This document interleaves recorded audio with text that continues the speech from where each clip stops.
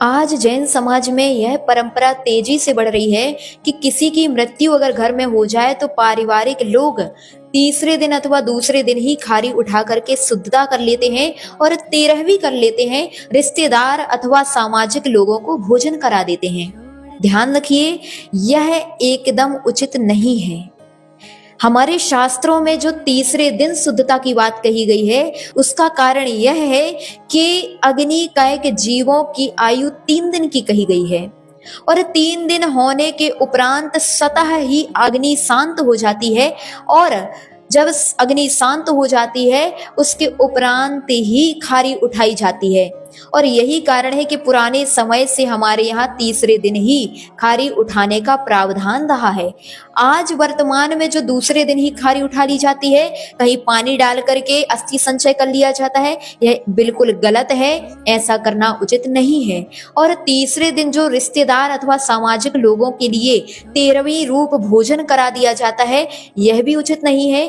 क्योंकि आप स्वयं बताएं, जब कोई व्यक्ति पंच कल्याणक अथवा किसी तीर्थ स्थान की ओर जाता है तो वह व्यक्ति घर का त्याग करता है, हाथ में रक्षा सूत्र बांधकर इस प्रकार से नियम लेता है कि घर में जो भी क्रियाएं होंगी उससे मेरा कोई भी मतलब नहीं है, मैं आज से घर का त्याग इतने दिनों तक करता हूँ।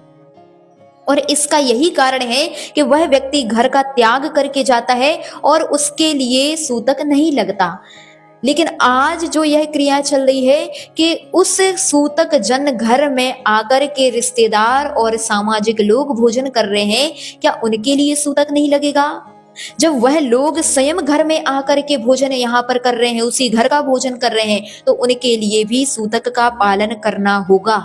इसीलिए यह बात बिल्कुल ध्यान रखें, अगर किसी का मरण हुआ है तो पूरे 12 दिन तक कोई भी इस प्रकार की क्रिया घर में होना ही नहीं चाहिए।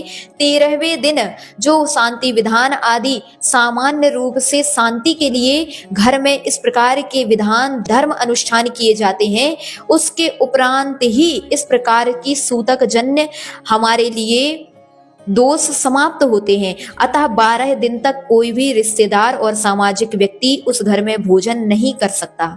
अतः इस बात को ध्यान रखिए, जब उस घर के व्यक्ति, जिस घर में किसी का मरण हुआ है, उस घर के व्यक्ति ना दान कर सकते हैं ना पूजा कर सकते हैं, क्योंकि उनके घर का 12 दिन तक संपूर्ण वातावरण अशुद्ध है।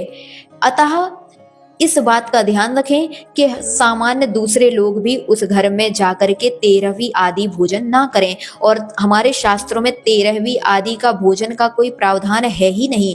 एक बात बताओ आप स्वयं कि जिस घर में किसी का मरण हुआ है, क्या वह व्यक्ति सुखी है? और जब ऐसे दुखजन्य व्यक्ति के यहाँ अगर आप भोजन करेंगे तो क्या वह आपको खुशी के साथ करा रहा है? नहीं।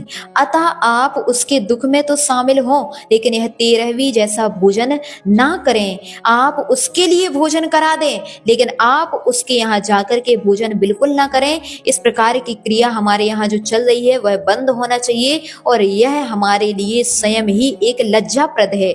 आप उस दुख से डूबे हुए व्यक्ति को जितना हो सके संबल और साहस दें, लेकिन उसको इस प्रकार 13वीं की चिंता दे करके उसको और अधिक चिंताओं में न डालें।